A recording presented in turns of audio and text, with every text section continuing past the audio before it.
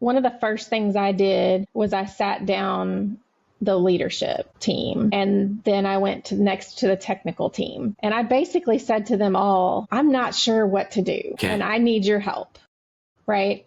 Because I'm not the technical person. I know people. I could keep the people side, the customers happy, the operations running of the business.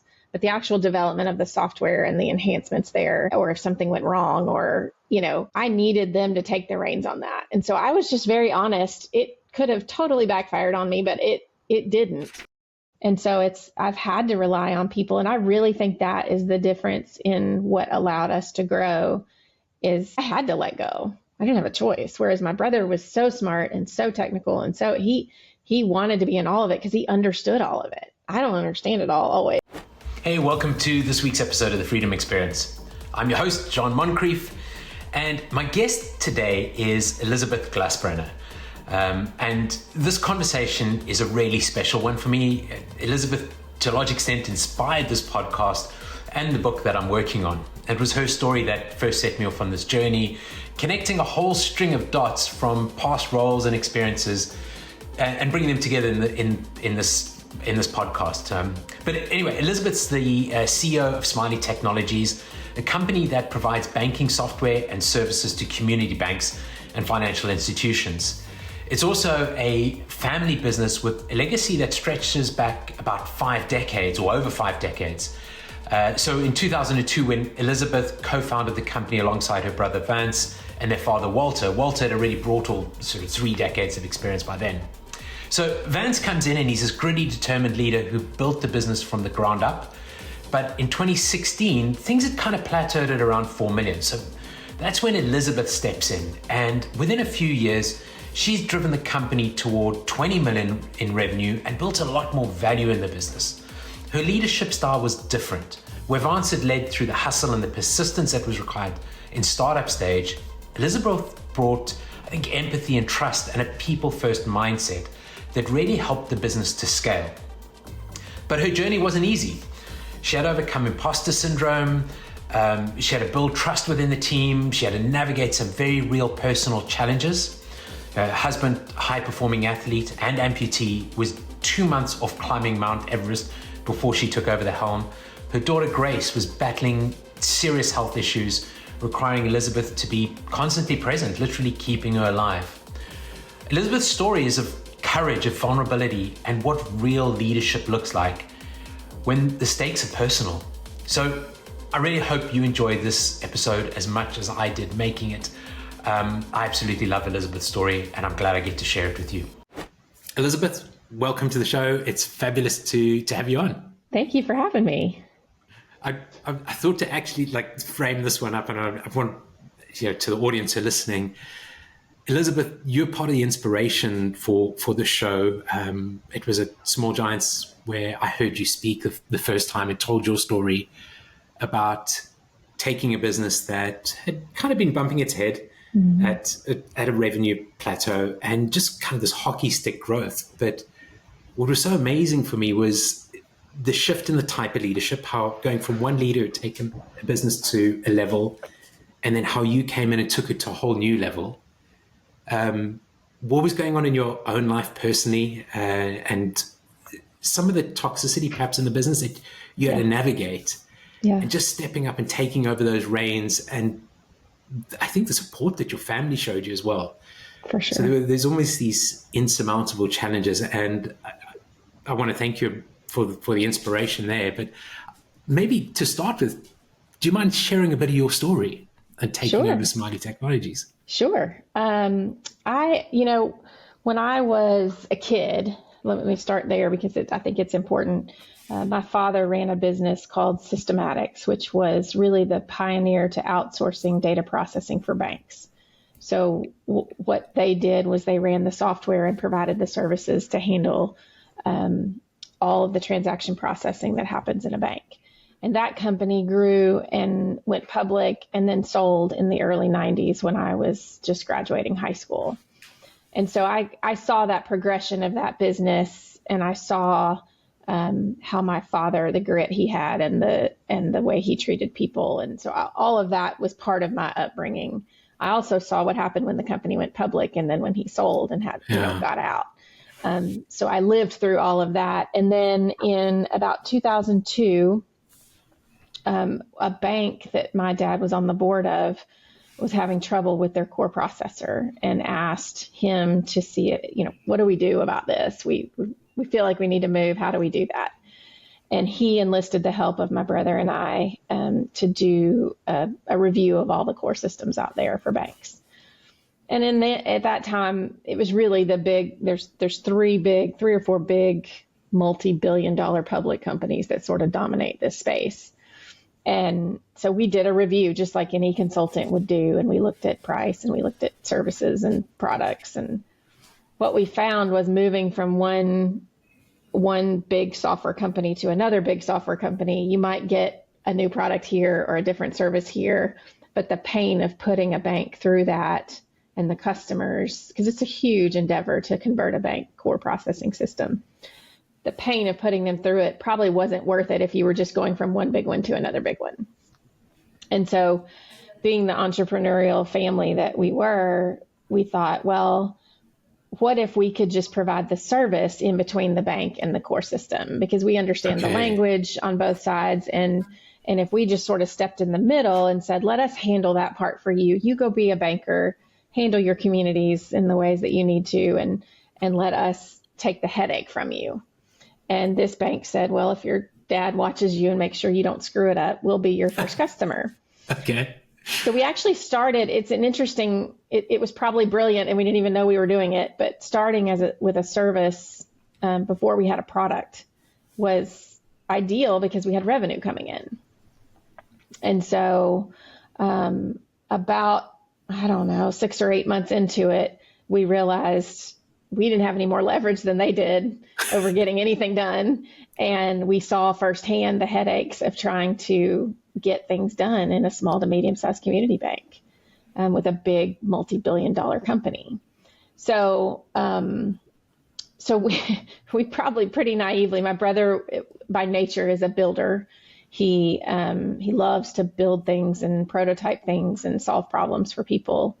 And so he said, let's just hire some programmers and we'll do our own. And it was, again, probably really naive to think we could do that. But we thought 3 or 4 years of development, we'd have a core system. And we're 23 years into this and we're still building. So you always will at a software company. But it's I think he definitely had I use the word grit a lot because I think, number one, in a technology business, number two, in a startup, I think you've just got to have that all hands on deck feeling and willing to do anything to get things over the hurdles that we had. And that you needed that type of leadership to start with, that gritty kind of A-type personality. We did. To get the business off the ground, right? And it was really a beautiful relationship we had because he wanted to be the leader and I did not. And so it was really a nice synergy. We weren't competing for the leadership job. I really enjoyed the people and service side of the business and he really enjoyed the technical side of the business. And so it just was a really great partnership that we had. And if I remember rightly, your dad was still coming into the office. I think at the time he still does. Still, he's 87 now, and he's still Walter. He's still in and out of the office. Yeah. So you get the business off the ground. You grow the business for a good few years. What was about 8 years or so? It was actually about 10 or 11 years. Yeah. It hit a plateau, and it's kind of. It did, and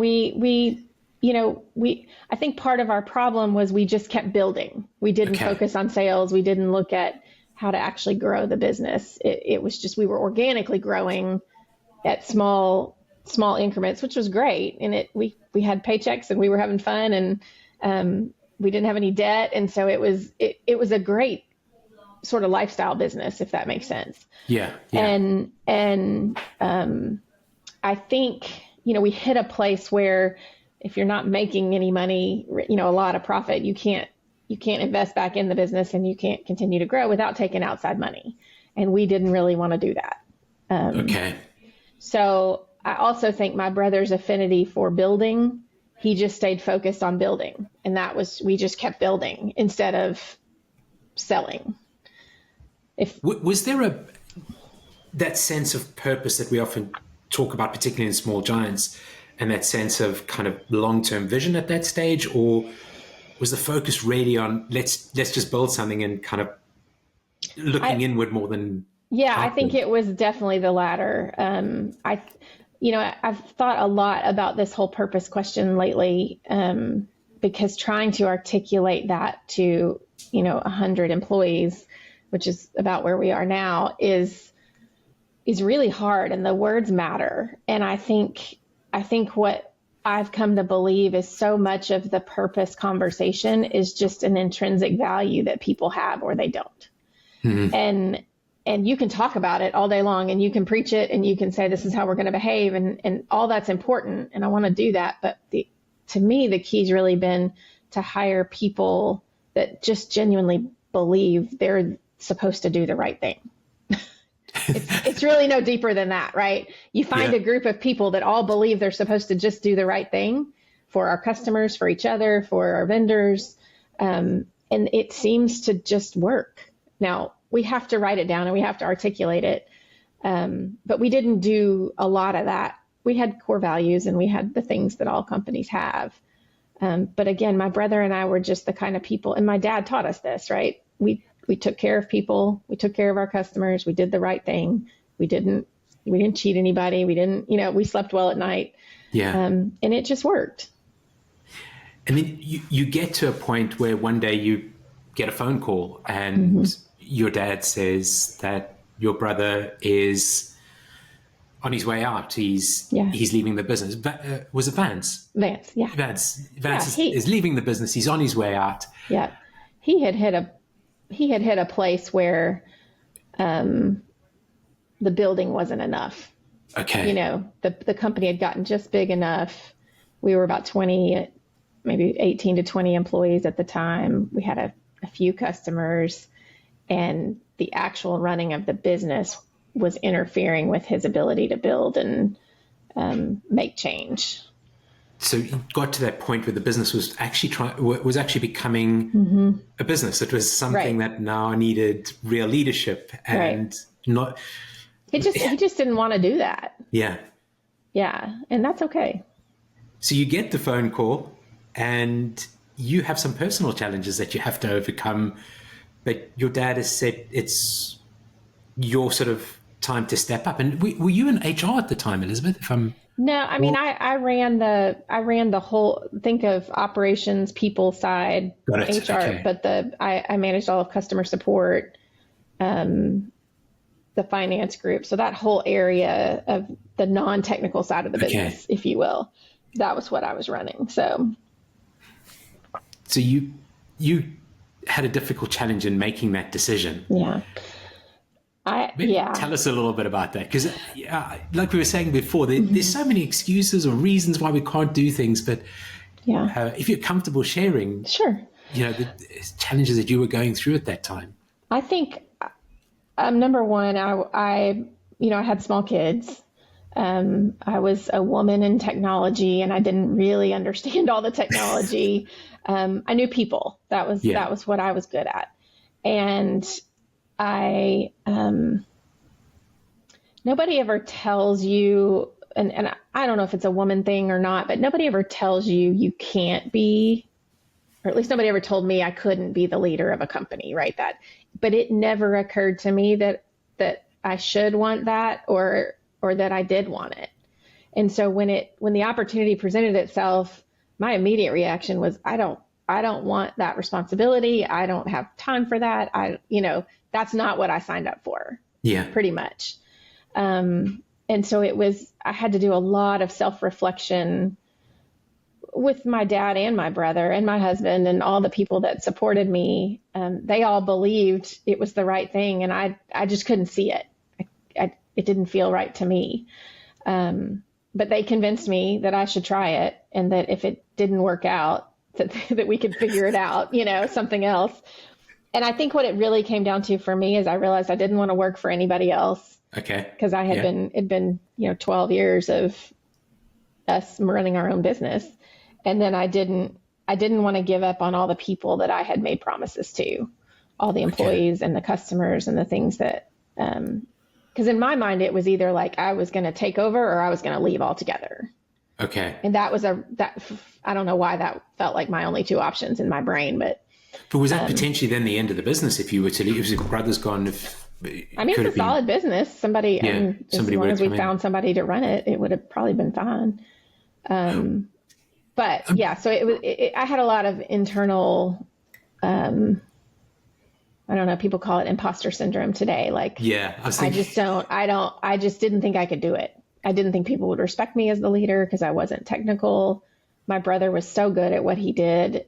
That was what I saw as the leader model. And I knew I couldn't be that. And so that I had a lot of insecurity about whether I could do it and whether people would respect me as the leader. I mean, we both have daughters, and listening to what you're saying at the moment, my sort of middle daughter's about the same age as Grace, and Courtney is a little bit older.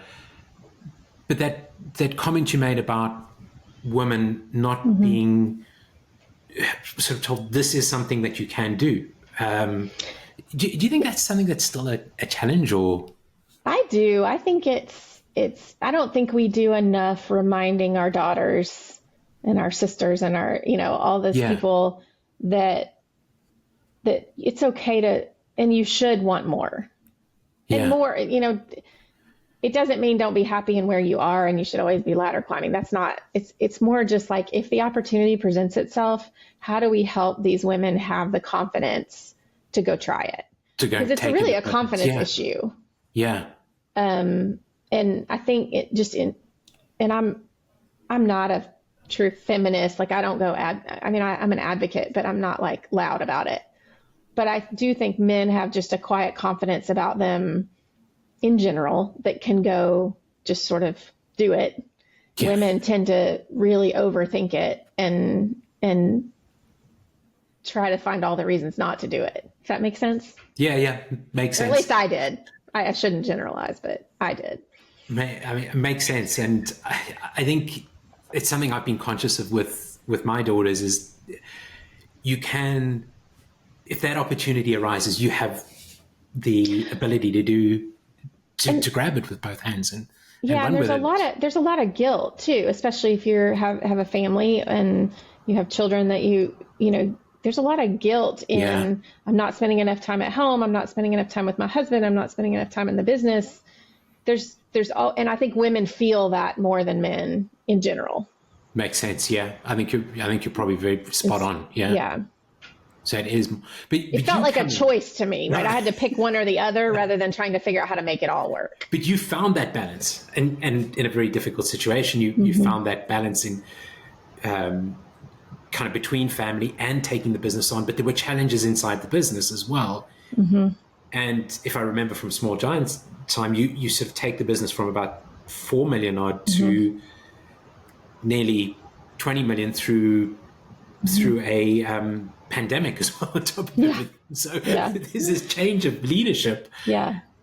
And you were the right person to come in, and I'm sure there were people who supported you along the way, but you make the decision and you take over the reins. I'm curious about what's going through your mind as you come into the business and what you're sort of thinking about as first day on the job, I'm now the CEO. I was terrified. What do I do? Yeah, I was terrified. I had one of the first things I did was I sat down the leadership team, and then I went next to the technical team, and I basically said to them all, I'm not sure what to do, and I need your help, right? Because I'm not the technical person. I know people. I could keep the people side, the customers happy, the operations running of the business, but the actual development of the software and the enhancements there, or if something went wrong, or, I needed them to take the reins on that. And so I was just very honest. It could have totally backfired on me, but it didn't. They actually stepped up most of them in a lot of ways, to help, to say, we got this, don't worry about it. So it was actually that act of kind of being vulnerable, getting naked, as Patrick Lencioni would say. Kind of, okay, this is where we're at. This is how I feel. And I've done that a lot in my career, because I think when a leader comes in and pretends like they know it all, like, I just think that's a recipe for disaster, because they don't. There's no way to know it all. And you've got to have people around you that can. Now, when you're small, you can manhandle it, right? But as it starts to grow and you've got all these competing priorities between people, that becomes a balancing act for sure. You did have some challenges coming in. There was some toxicity that you had to deal with.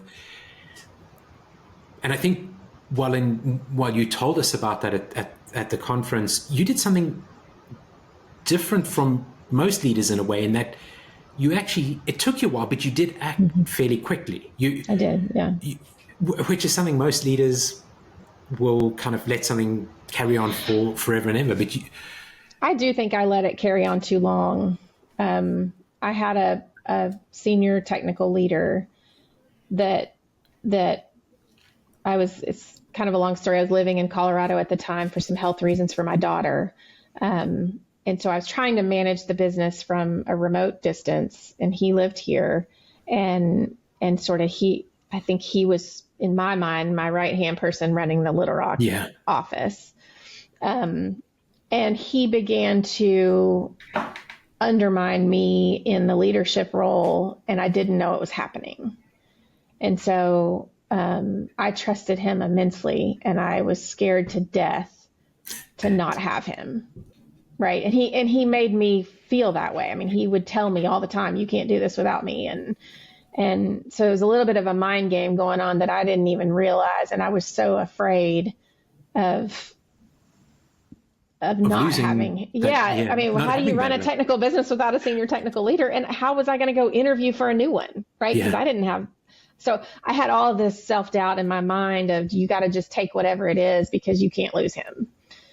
And I think that is, if I could give anybody advice, from what I've learned over 23 years, is everybody's replaceable, including me. And the fear around that can paralyze people to a point that's bad for the business and bad for the other employees. And I let that go on probably too long, looking back on it. But once I hit a place, I mean, it got to a place where he really gave me no choice. And what I realized was I was damaging the other employees by letting it go on, and because it was just toxic. And so I fired him. And about every Friday for the next 2 months, somebody else or two people would quit. And so he had amassed this sort of following inside the company. And you still at around 25 odd people. So this is a big impact on the business where we lost about 30% of our employees in this ordeal, and in a span of about a month or two. And so it was scary, but almost became comical at some point, right? Because it was just like, okay, what's going to happen this Friday, and this group of people that he had sort of gathered this following under the covers that was happening. Looking back on it, it was all the right. It happened exactly how it should have. It just was really hard on me personally, and hard on the other employees because they had to pick up the slack of the people that were just quitting. And so about the fourth or fifth Friday, I'd had enough. And the next week, we're in a business that can't close because we do processing for banks. So as long as the banks are open, we have to provide. We have to provide transaction processing for people, people to get their balances and their payments. And so I don't remember what day of the week it was, but I had just come back from a tugboat summit, and I told my staff, I put a calendar invite on everybody's calendar, and I said, this is back when everybody was still in the office. This was about January of 2020. I said, so this is just before we go into COVID as February. well. Yeah, maybe February. It was right before COVID. Okay. But I put a meeting on everybody's calendar, and we called them all in the conference room, and I said I was going to go over the tugboat summits that show them some of the stuff that I had learned at the summit. And I called my brother and I called my dad and I called our biggest customers at the time. And I just said, here's what I'm going to do. I need your help answering phones. I need some grace from our customers. Our employees need a break. Yeah. And everybody was so gracious.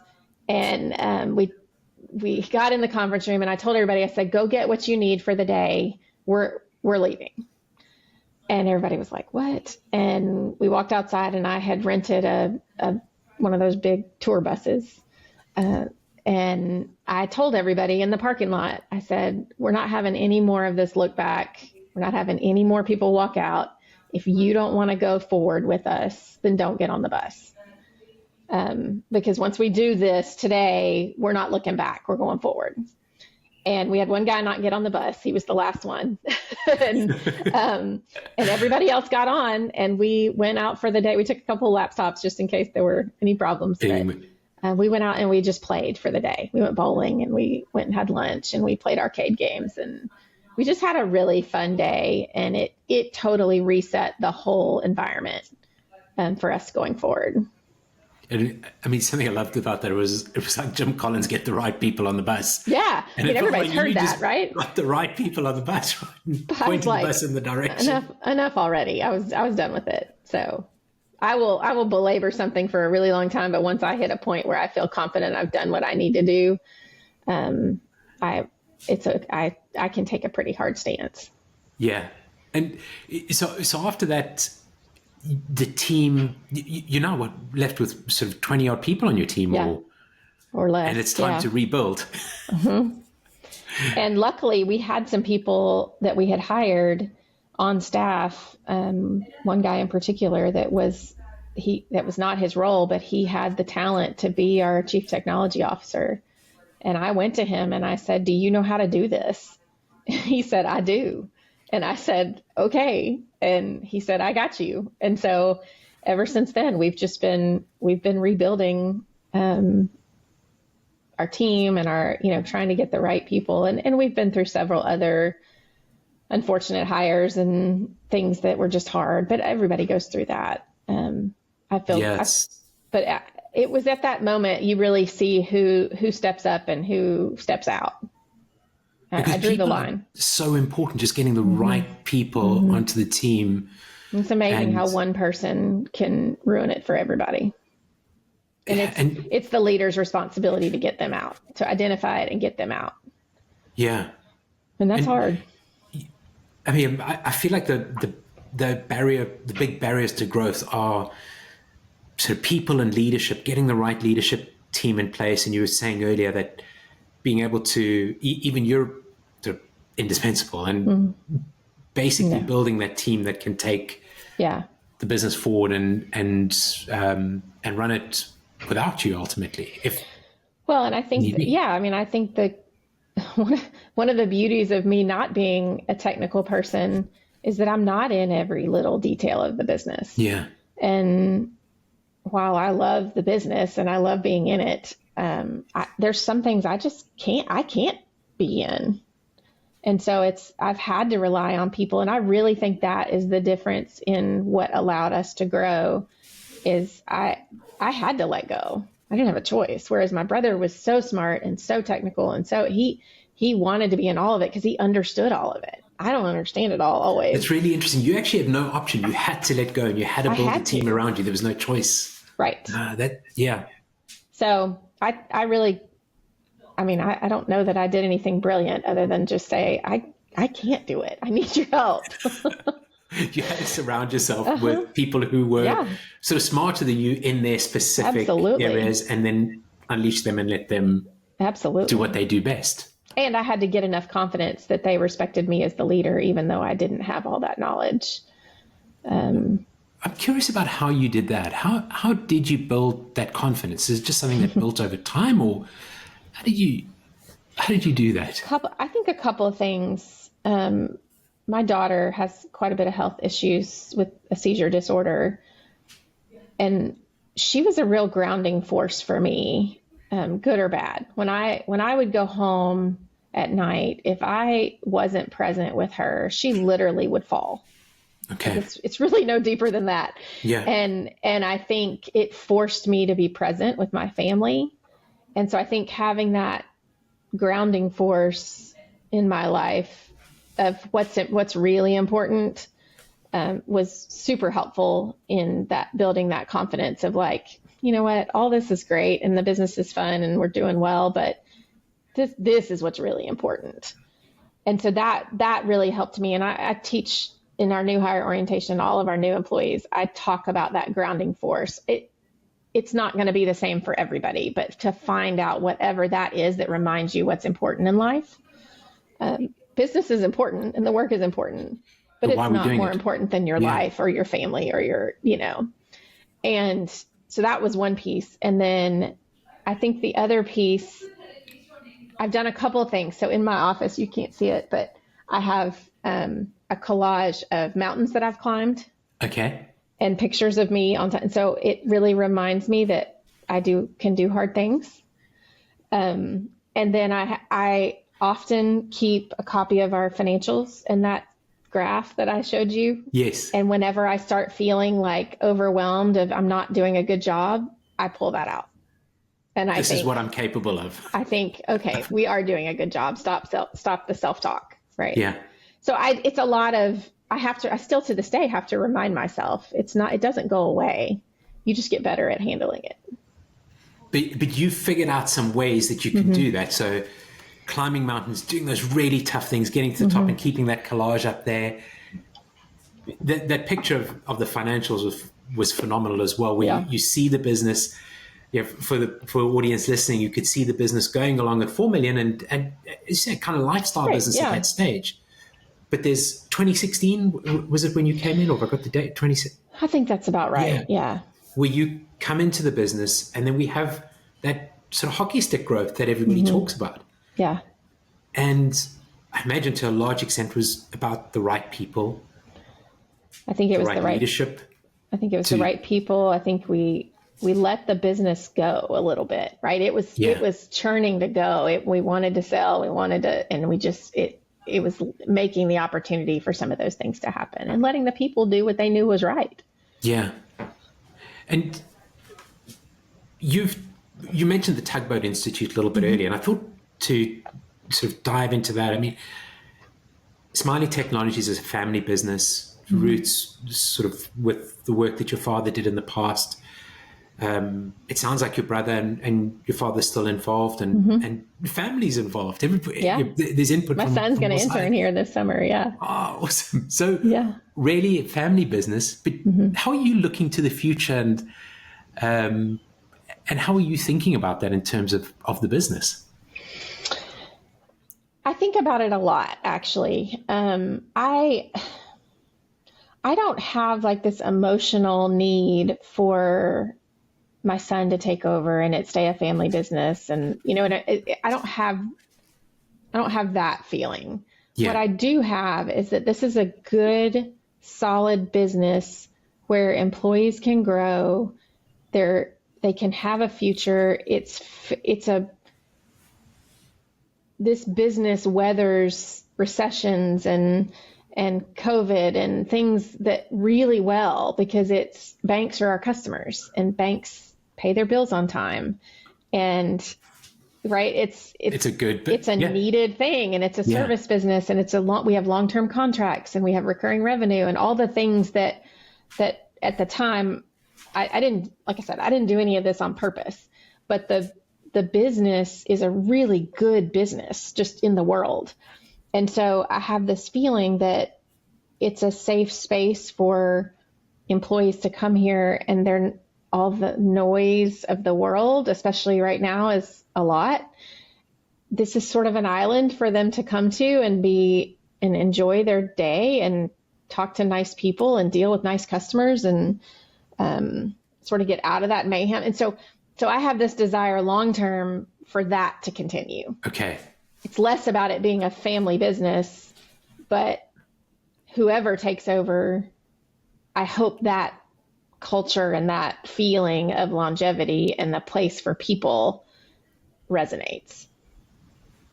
Does that make sense? Yeah. And you've created a space where people actually want to come to work. I think so. Yeah, I think so. I tell myself that every day. I don't know if that's true or not, but I think so. But you must be quite intentional then about the customers you choose as well. Just kind of the people we want to work with. And do you intentionally think about making sure that, we talk about ideal customer profiles and all those kind of things in marketing, but being very selective of the customers and how they tie into your culture and core values? I'm curious about how you think about that. We think about that a lot as well. And then we talk about it a lot in the sales process. And we tell prospects, if you want a vendor that you just call up and bark orders to, we're not your choice. If you want the cheapest option on the block, we're not the choice, right? If you don't want us questioning why you're doing something, because we are the experts at what we do, you're the experts at what you do. If you don't like us question, a banker will call up and say, I need a report that does X, Y, Z. And we'll say, why? What are you doing? Right? Because we might have a better way to solve it. And so we teach that a lot around here. And so we talk about, if you don't like to be questioned, we're not the vendor for you. And we've actually pulled out of sales deals before where we feel that it's not going to be a good fit and that we can't make them happy. And that's a tough, it's a liberating place to be, that we can do that we have the luxury to do that.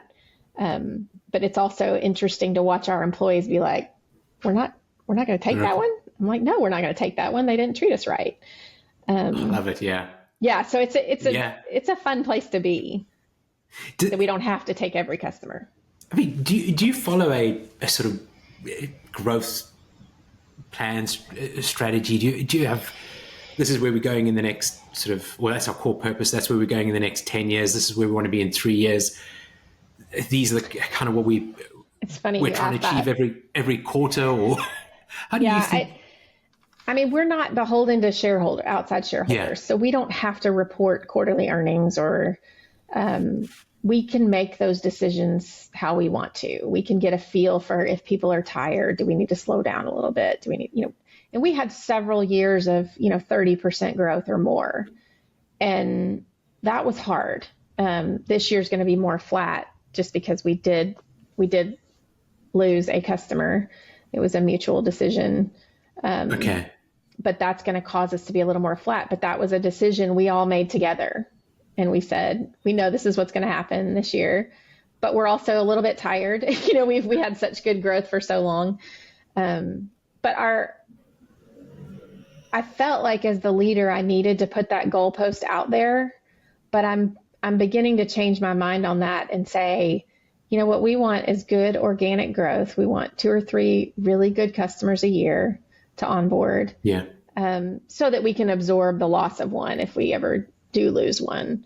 But I think it's to continue to provide good jobs and to be that safe space and to just organically grow so we can invest back in the business and pay people more and all of those things, and explore things with AI or different, things that we want to go look at. It's not growth for the sake of growth. I mean, I remember going through that as well. 5 million, 10 million, 15 million, 20 million, and suddenly all you're doing is just chasing numbers, and it can be soul destroying, and it's not healthy for the business either. And I've had an employee ask me one time, to what end are we doing this? Yeah. And I was like, why does there have to be an end? I don't know what it is. I mean, somebody may come in here, and if they offer me the right amount of money, we might talk about it. But I think I don't have an end in mind, if that makes sense. My dad used to always say, we don't have voicemail and we don't have an exit strategy. It's just, it's kind of how we operate, and people, it's unnerving for people because it's not how the world works, but nothing really about what we do is the same as everybody else. So what attracted you to the Tugboat Institute then? How did that kind of fit into your thinking? It was interesting. They did a webinar, it's been 5 or 6 years ago, with a group at the college I went to for undergrad. And they sent out an email saying, we're doing this webinar. And I had a girl that was working for me at the time. And I asked her, would she go listen to it? Because we both went to the same college. And I said, would you go listen to this and tell me what it's about? I'm just curious. And she came back and she said, you need to call these people. They think a lot like you do. Like just the narrative of people first and, profit's important, but do it pragmatically and persevere through things and all the things, the 7 Ps that they talk about. Yeah. And she's like, you should call them. So I called them and we had a nice conversation and turns out it's a community of people that think like I do in terms of how to run the business, that it's not about chasing that in goalpost all the time. It's about providing a place for your employees and providing space for your customers and just doing that in a long-term thinking way. And being intentional about the growth, like not just for the sake of it. It was enlightening, especially in the space I'm in, because in technology and especially financial technology over the last 5 years, there has been this huge influx of dollars in venture capital and private equity. And I mean, I get hit 5 or 6 times a week from people wanting to invest because there aren't that many core systems out there. And yeah, I can imagine. It's a piece that a lot of people want.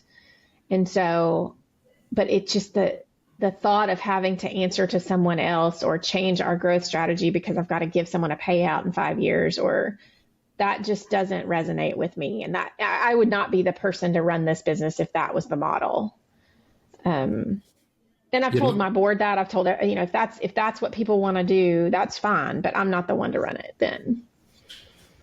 Yeah, it almost goes back to what you were saying earlier when it came that sort of decision point of whether you were going to stay in the business when your brother left or not. I had to do it my way. You have to do it your way. Yeah. And that's, yeah. So Tugboat's been a great, it's probably, you talk about confidence. It's probably helped my confidence a lot to be around leaders from, frankly, all over the world, for sure, nationwide, that all want the same for their people and their customers and have the same struggles. And even though we're in all different industries, and it's been really nice to have a group of people that all sort of deal with the same stuff. Kind of get each other, and you can be vulnerable and have good conversations and share and learn from one another. Yeah. Talking about learning, I often ask, given where we are at the moment and everything that's going on in the economies and around the world, I suppose, what some advice is that you would pass on to an entrepreneur? But I'm thinking specifically sort of women entrepreneurs and young women. What's something that you'd share with them now, some advice that wisdom that you could pass down, having given what you've done over the last few years? Yeah, I think the first, especially in the entrepreneurial world, I think first it's hard. It's running a business is not all glamorous, right? You're the one that has to plunge the toilet when it overflows when you're small, and there's just a lot of hidden things in running a business that aren't all glamorous. So that's the first one is understand what you're getting into. It's not this, as you say, it's not this glamorous thing you're going right. to. There's a lot of freedom to it, right? There's a lot of benefits, but it takes a long time to get to that freedom. Yeah. Because you are the one that has to deal with it. I would say a business that has long-term contracts and recurring revenue is, especially in these uncertain times, the way the tariffs and all that volatility, we don't feel any of that because of the structure of how we bill. So if there's a way to have a business that has that structure and payments, that's ideal. Because our contracts are 5 to 10 years long, so I can plan out at least 5 years, which most businesses don't have that luxury. Wow. I can plan for people and resources for 4 or 5 years out pretty comfortably and hit it pretty close because I know what the bills are. Yeah. So that's another sort of safeguard, if you will, in having not so much volatility. But the women's side, I think it's really just finding people around you. And in my case, they were all men, right? That were super supportive. So it doesn't have to be a women's group I think it's just finding the people that will advocate for you and push you beyond what you think you can do. Yeah. And at least even say, what do you mean? Of course you can do this. Like, at least be open to hearing that. And if if an opportunity presents itself, I say, take it. You can always change it. Yeah. I think it was something that kind of, I remember from your talk was that you went to the bar with your husband, you had that conversation. He was 2 months away from climbing Mount Everest. Yep. And then on top of that, he'd lost his leg in a farming accident when he was about 8 years old. Yeah. But he's sitting down with you 2 months from climbing this mountain and saying to you, you got this, Elizabeth. You can do this. We can do this. Yeah. And I think that was just so powerful that there's people, as you say, you surround yourself with people that can believe in you. Oh, yeah. People who support you and lift will your push confidence. you a little bit. Yeah. It takes people pushing other people, I think, to move to move anything forward. And that belief, sometimes you don't always believe it in yourself. You may have to hear it from other people to get that jump started. One thing I ask as well, sort of at the end of every episode, and you talked a little bit about it earlier, and freedom, but the podcast is the freedom experience. I'm curious about what freedom means to you, Elizabeth, and yeah. I think for me, especially given the health issues with my daughter, I think for me, freedom is just sort of when my mind can be at peace. And again, women especially, like, I think we overthink everything and we overanalyze things and just overthink it. And when I can get my mind to just calm down, that's what freedom feels like to me. And so having people around me at work that can handle things and then my daughter's doing much better at home now. And like, there's just a general peace in me right now, which feels really good. And I think whatever that is, that's what I'm going to continue searching for, because it's a calmness, right? Yeah. And I can remember when you spoke, you were talking about your daughter. It was almost like having to be there to make sure she stayed alive. I mean, it was. Yeah. I mean, and then you're running a business, you're on all day long for everybody, right? People need you all day long. And then you go home and you're needed. And it's like, you might get several hours of sleep, with one eye open, wondering, is your daughter going to be alive the next morning when you wake up? Like, so there was just this I felt like there was just constant need from everywhere. And part of that was pressure I put on myself. Nobody expected me to take on that burden of everything, right? So that's part of what I did to myself. And I think I've had to give myself a break, really, and just be like, other people can handle this. I loved how you talked about sort of letting your mind kind of be still and finding that peace. And that's beautiful. Yeah. It's not, it took me 20 years to get here. It doesn't come naturally, but I'm here to say you can do it. I'm glad you found this, and at least you're there at the moment. And that's, I suppose that's what, going back to that, being entrepreneurs and building a business, if you can get to that place where you found peace, you're surrounded by family, the people you care about, then it starts making it worthwhile. Yeah. Thank you so much for coming on. Thank you. You've inspired this podcast, and I just, for a long time, have wanted to have you on the show and to talk about your journey. And I really appreciate you coming on, Elizabeth. Thank you. It's been nice. That's it for today's episode. Big thanks to Elizabeth Glasbrenner for joining me and for sharing what it really takes to step into leadership, rebuild trust, and to create a business that prioritizes people and purpose over the sort of pressure of growth. If this conversation got you thinking about your own leadership journey, whether you're navigating a tough transition or building something for the long haul or trying to find a sense of calm in the chaos, take a moment to reflect on the kind of business that you actually want to build. One that works for you, for your people, your customers, and for your life. And if you're enjoying these conversations, please don't forget to hit the subscribe button. Give us a rating. Ideally, I'd love to see a 5 there, but it helps us to get to more people like you, helps to bring the show to more guests, and helps on entrepreneurs. Thanks again for listening. I'll see you next time.